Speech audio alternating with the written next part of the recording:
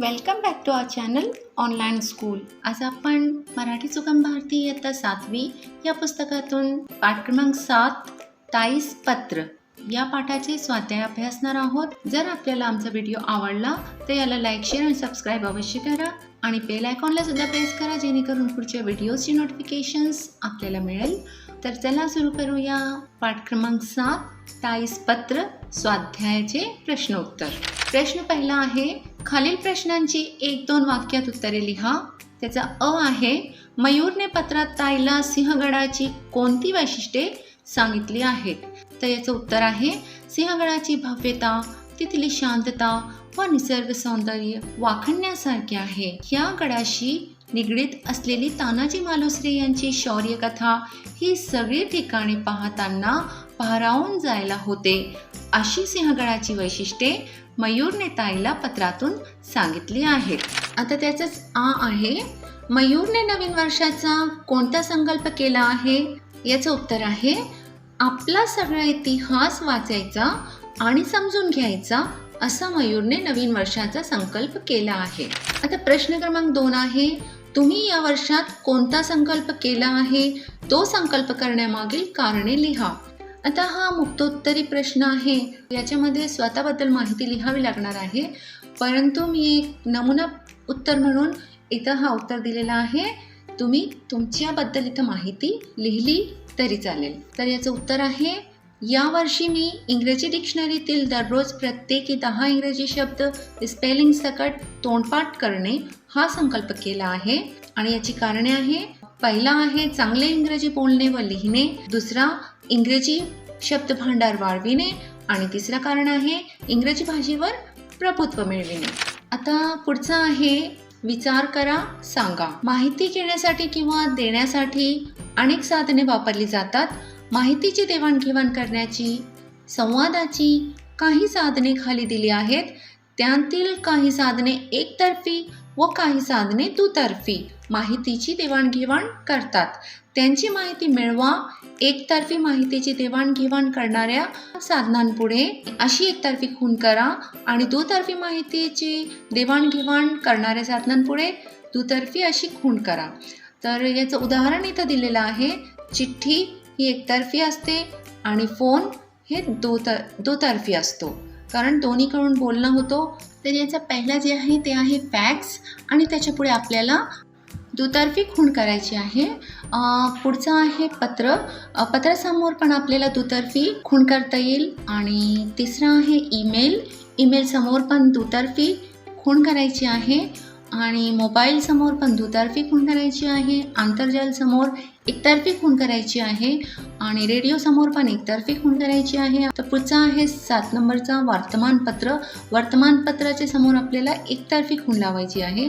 Mobile संदेश समोर दोनतर्फी खूण, चर्चा समोर दोनतर्फी, मुलाखत समोर पण दोनतर्फी, जाहिरात समोर एकतर्फी आणि भाषण समोर एकतर्फी खूण आपल्याला करायची आहे.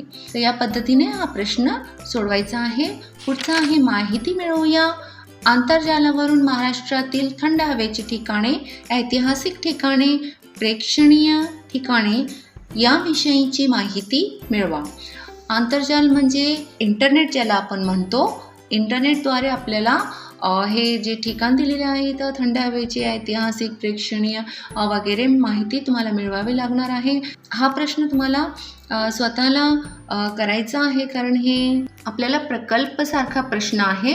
तर हे तुम्हाला स्वतःला या प्रश्नाचं उत्तर तुम्हाला लिहावं लागणार आहे, म्हणून याचं उत्तर मी इथं दिलेलं नाही. आता पुढचं पाहूया, शब्दकुळे सोडवूया. खाली चौकोनातील अक्षरांमध्ये शब्दयोगी अवयव लपलेले आहेत. उभ्या, आडव्या, तिरप्या पद्धतीने अक्षरे घेऊन शब्दयोगी अवयव बनवा व दिलेल्या जागेत लिहा. तर इथं आपल्याला हे 3 अवयव दिलेले आहे आणि याचं उत्तर मी असं लिहिलेलं आहे, सह, साठी आणि खाली. हे 3 अवयव दिलेले आहे. बाकीचे आपल्याला शोधावे लागणार आहे. तर पुढचा जे आहे तो आहे वर, त्याच्यापुढे नजीक, त्याचं पुढचं आहे प्रमाणे, त्याच्यापुढं सकट, नंतर सारखा, समोर, मागे आणि पुढे. तर या पद्धतीने आपल्याला चौकोनातील अक्षरांमध्ये शब्दयोगी अवयव शोधावे लागणार आहे आणि उभ्या आडव्या तिरप्या पद्धतीने ते शोधून आपल्याला इथं त्यांची नावे लिहावी लागणार आहे. पुढचं आहे खालील विधाने चूक की बरोबर ते रिकाम्या चौकटीत लिहा. त्याचा अ आहे जंक फूड खाणे अयोग्य असते, तर हा विधान बरोबर आहे. आ आहे आपल्या शरीराला पोषक घटकांची गरज नसते, तर हा विधान चूक आहे. ई आहे पोषक घटकांच्या कमतरतेमुळे रोगांना आमंत्रण मिळते, तर हा विधान बरोबर आहे. आणि त्याचं पुढचा ई आहे बाहेरचे उघड्यावरचे पदार्थ व जंक फूड खाण्याने आरोग्याच्या तक्रारी सुरू होतात, तर हा विधान पण बरोबर आहे. आणि या पद्धतीने आपल्याला हा प्रश्न सोडवायचा आहे. पुढचा आहे चर्चा करा आणि सांगा. तर इथं फक्त आपल्याला चर्चा करायची आहे आपल्या मित्रांसोबत, आपल्या मैत्रिणींसोबत आणि एकमेकांना सांगायचं आहे या प्रश्नांचं उत्तर. हा जे प्रश्न आहे तो लिखित स्वरूपात लिहायचं नाही, फक्त ओरली करायचं आहे. रोजच्या जेवणात तुम्ही कोणते पदार्थ खाता, दररोज मसालेदार पदार्थ खाल्ल्याने काय होईल, मोड आलेली कडधान्ये का खावीत, ऋतुमानानुसार येणारी फळे का खावीत, बाहेरचे उघड्यावरचे पदार्थ खाऊ नये असे आई आपल्याला का सांगते, याच्यावर फक्त आपल्याला डिस्कशन करायचं आहे, चर्चा करायची आहे आणि एकमेकांना याचे उत्तर सांगायचे आहे. या प्रश्नाचे उत्तर लिहायची नाही. या धड्यातले सर्व प्रश्नांची उत्तरे तुम्हाला समजली असतील. पुढच्या व्हिडिओमध्ये पुन्हा भेटूया. Good bye.